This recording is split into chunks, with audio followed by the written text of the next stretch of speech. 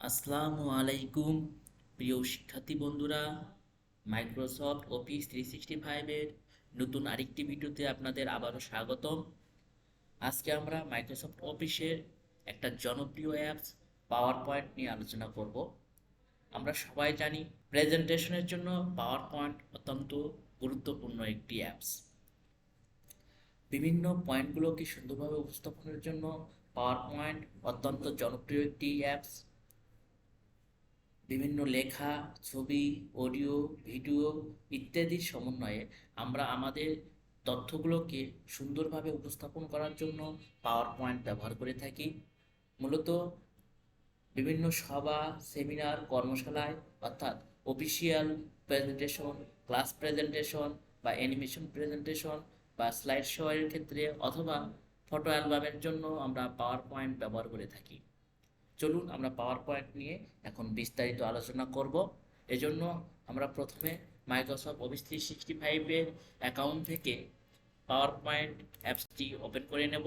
Power point অ্যাপসটি open করার পর এখানে ডিফল্টভাবে অনেকগুলো প্রেজেন্টেশন সিমস দেখাবে। এখান থেকে আমরা ব্ল্যাঙ্ক প্রেজেন্টেশন এই স্লাইডটি ওপেন করে নেব।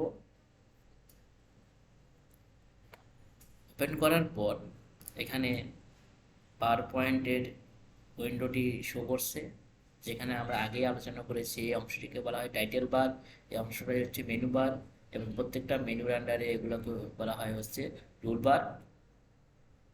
এবং পাওয়ার পয়েন্টের এই সাইডের এই অংশটিকে বলা হয় হচ্ছে আউটলাইন স্লাইড ট্যাব এবং এই অংশটিকে বলা হয় হচ্ছে স্লাইড এরিয়া। এছাড়া পাওয়ার পয়েন্টের এই অংশটিকে বলা হয় হচ্ছে ডিজাইনার ট্যাব বা ডিজাইনার এরিয়া। অর্থাৎ এখান থেকে আমরা বিভিন্ন স্লাইডের বিভিন্ন ডিজাইন সিলেক্ট করে নিতে পারবো। যে আমি এই ডিজাইনটিকে আমার স্লাইডে ইউজ করবো, তাহলে আমি এই ডিজাইনটিকে এখান থেকে আমি সিলেক্ট করে নিতে পারবো।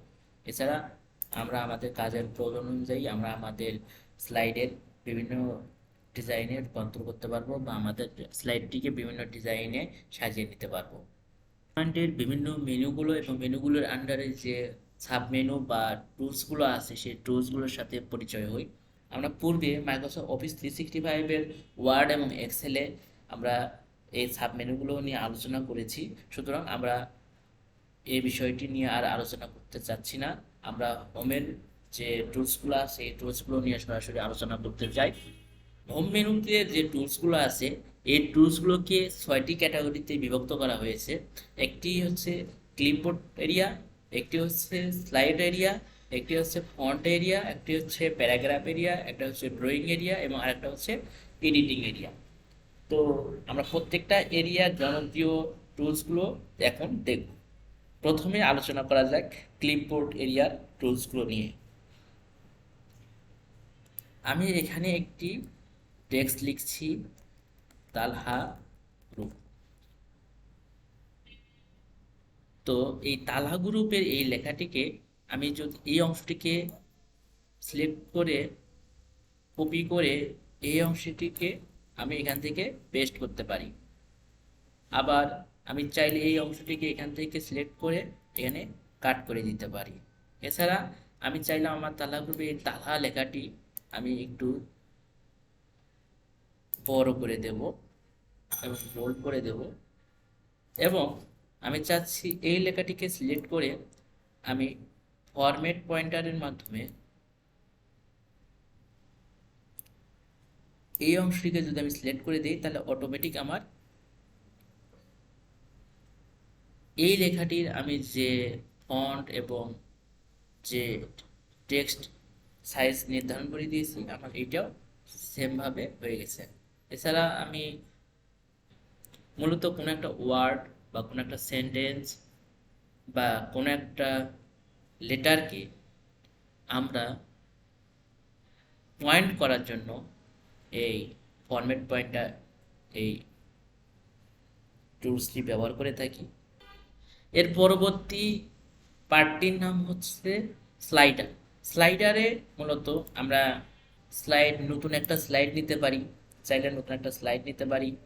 আমরা এখান থেকেও চাইলে আমরা স্লাইড বিভিন্ন ক্যাটাগরি স্লাইড আমরা সিলেক্ট করে নিতে পারি। যেমন আমি যদি চাই যে আমার পরবর্তী স্লাইডটিতে একটা টাইটেল থাকবে এবং টাইটেলের যে টাইটেলটা আমি লিখবো ওই টাইটেলের সামঞ্জস্য অনেকগুলো কন্টেন্ট আমরা সেখানে লিখবো, সেক্ষেত্রে আমি এই স্লাইডটিকে সিলেক্ট করে নিতে পারি। এই স্লাইডটিকে সিলেক্ট করে নিলে আমি এখানে এইটা হচ্ছে টাইটেল, এরপরে আমি এখানে একটা কন্টেন্ট লিখলাম, ঠিক আছে।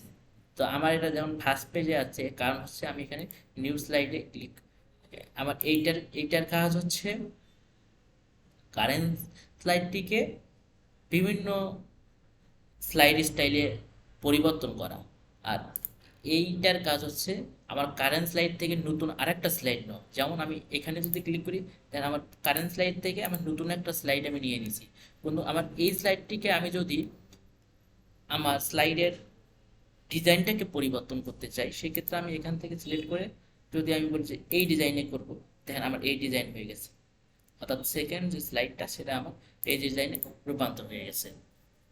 অর্থাৎ স্লাইড সংক্রান্ত কাজগুলো আমরা এই স্লাইড এরিয়ার এই অংশটিকে দিয়ে করে থাকি। এর পরবর্তী অংশটির নাম হচ্ছে ফন্ট এরিয়া। এই ফন্ট এরিয়াতে আমরা এর পূর্ব ওয়ার্ড এবং এক্সেলে আলোচনা করেছি, একটা ফন্টের সাইজ কমানো বাড়ানো করতে পারি, ফন্টটা বোল্ড করতে পারি, ইতালিক করতে পারি, আন্ডারলাইন করতে পারি, ফন্টটাকে আমরা ড্র্যাগ করে দিতে পারি, এই ফন্টটাকে আমরা চাইলে এটাকে মার্ক করে নিতে পারি, তারপর কোনো একটা ফন্টে আমরা চাইলে কালার করতে পারি, ফন্টের কেস আমরা এখান থেকে নির্ধারণ করে দিতে পারি। তো ফন্ট এরিয়ার কাজ আমরা পূর্বে দেখিয়েছি। এরপরে আছে প্যারাগ্রাফ এরিয়া। প্যারাগ্রাফ এরিয়াতে আমরা যে কাজগুলো করি, যেমন আমাদের এই টেক্সটটা অ্যাঙ্গেল আমরা চেঞ্জ করতে পারি, যেমন এই টেক্সটটা আমাদের হচ্ছে সেন্টারে হবে নাকি রাইটে হবে নাকি লেফটে হবে, সেগুলো আমরা এখান থেকে নির্ধারণ করে দিতে পারবো। তারপরে আমরা চাইলে এখান থেকে বুলেট, বিভিন্ন নাম্বার ইউজ করতে পারি। এছাড়া আমরা চাইলে আমাদের যে লাইনগুলো আছে এই লাইনগুলোর স্পেস নির্ধারণ করতে পারি। আমি এখানে অনেকগুলো লাইন লেখা লিখলাম, এখানে আমি অনেকগুলো লেখা লিখলাম, তো এই লেখাগুলো লেখার পর আমার এই প্রত্যেকটা লাইনের মাঝখানের যে গ্যাপটা আছে এই স্পেসটা আমার চাইলে কমিয়ে বাড়িয়ে দিতে পারি। তারপরের যে অংশটা এটা হচ্ছে টেক্সট অ্যালাইনমেন্ট। টেক্সট অ্যালাইনমেন্টের মাধ্যমে আমরা টেক্সটটাকে মিডলে নেব নাকি টেক্সটটাকে বটমে নেব নাকি টেক্সটটাকে টপে নেব সেটা আমি নির্ধারণ করতে পারি। এটা আমরা যদিও বুঝতে পারতেছি না, আমরা কিভাবে বুঝতে পারবো এই ধরুন আমি একটি এখান থেকে টেবিল সিলেক্ট করে নিচ্ছি। টেবিল সিলেক্ট করে নেওয়ার পর আমি এখানে একটা লেখা লিখছি হ্যালো। দেখুন আমি হ্যালো লেখাটি লেখার পর এই লেখাটি দেখুন আমার টপে আছে, উপরে আছে।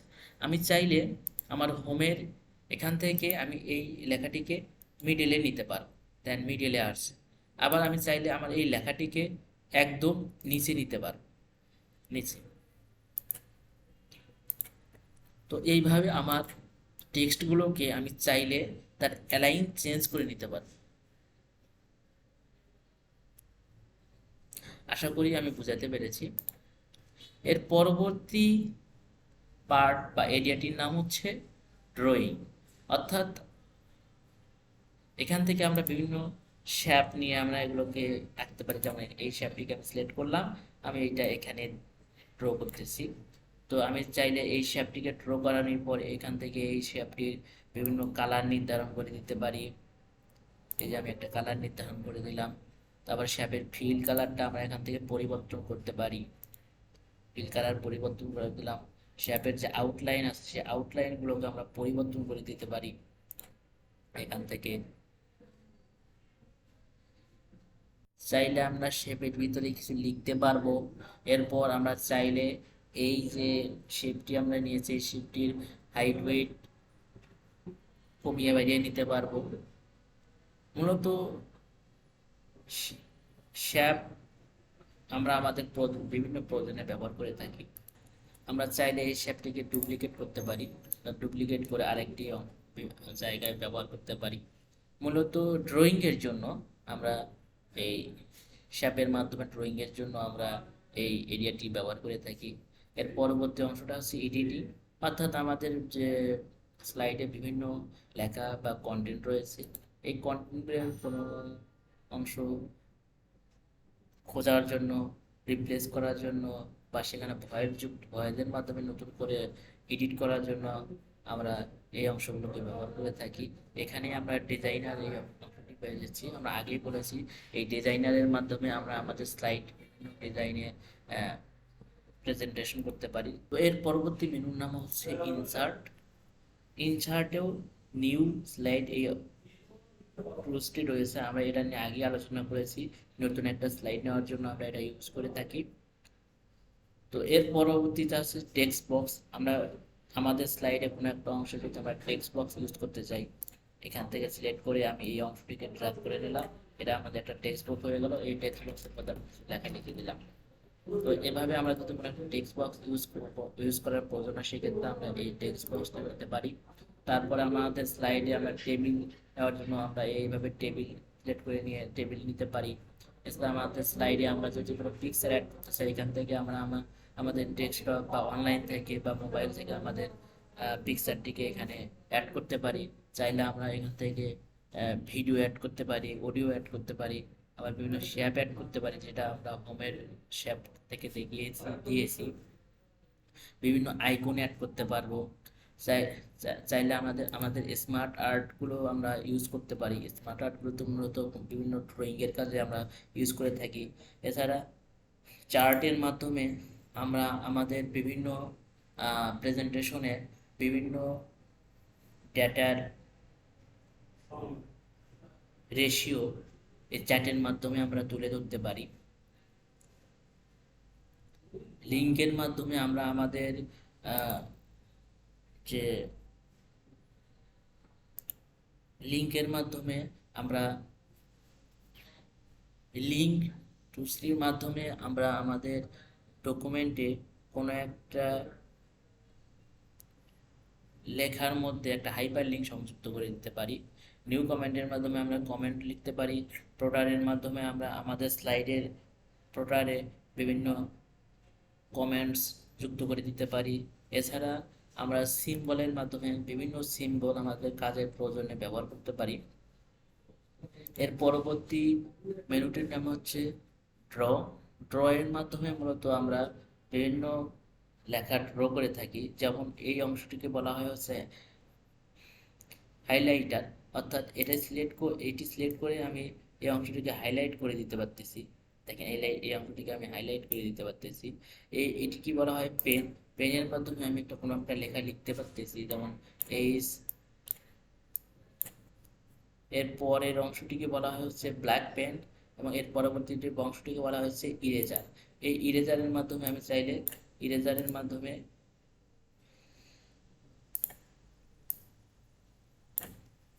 আমি এই লেখাগুলোকে মুছে ফেলতে পারতেছি। স্কেল স্কেলের মাধ্যমে আমি আমাদের ইচ্ছে মতো স্কেল নিতে পারি, বিভিন্ন অ্যাঙ্গেলে স্কেল নিতে পারি। স্কেল নিয়ে আমরা আমাদের, ধরেন আমি এখানে একটা স্কেল নিলাম, নিয়ে আমি এখানে একটা পেন নিলাম, আমি পেনটা নিয়ে আমি এই পাশে একটা টান দিয়ে দিলাম। আমার রেখাটি সুন্দর করে টান দেওয়ার জন্য এই স্কেলটা নিতে পারি। এখানে স্কেল নিলাম, এখানে আমি টান দিয়ে দিলাম। এর পরবর্তী মেনুটির নাম হচ্ছে ডিজাইন। ডিজাইনের মাধ্যমে আমরা আমাদের স্লাইডকে বিভিন্ন ডিজাইন থিমস অ্যাড করতে পারি এখান থেকে। যেমন আমি একটা আমার যে কারেন্ট পরবর্তী বা আমার কারেন্ট স্লাইডটির আমরা চাইলে এখান থেকে থিমস ডিজাইন পরিবর্তন করে নিতে পারবো। যেমন আমি এই থিমটা যদি সিলেক্ট করি, দেখেন আমার ডিজাইন পরিবর্তন হয়ে গেছে। আবার আমি যদি চাই যে এইটাই সিলেক্ট করে নেবো, তাহলে আমার এইভাবে হয়ে গেছে। অর্থাৎ আমার প্রয়োজন অনুসারে আমি আমার ডিজাইনটাকে পরিবর্তন করে নিতে পারবো। তারপরে স্লাইডের লেআউট চেঞ্জ করে নিতে পারবো। স্লাইডের সাইজ এখান থেকে আমি কমিয়ে বাড়িয়ে নিতে পারবো। ব্যাকগ্রাউন্ড আমার মতো করে আমি সিলেক্ট করতে পারবো, অর্থাৎ ব্যাকগ্রাউন্ড ফিল কালার দিতে পারবো। তারপর ব্যাকগ্রাউন্ডে আমরা চাইলে ইমেজ অ্যাড করে দিতে পারবো। চাইলে আমাদের ব্যাকগ্রাউন্ডটাকে আমরা ডিসেট করে নিতে পারবো এখান থেকে। পাওয়ার পয়েন্টের পরবর্তী মেনুটির নাম হচ্ছে ট্রানজ্যাকশন। আমাদের প্রয়োজন অনুসারে আমাদের স্লাইডের ট্রানজ্যাকশনটা করে করে নেব। যেমন আমি ধরছি যে আমার স্লাইডটাকে আমি আহ,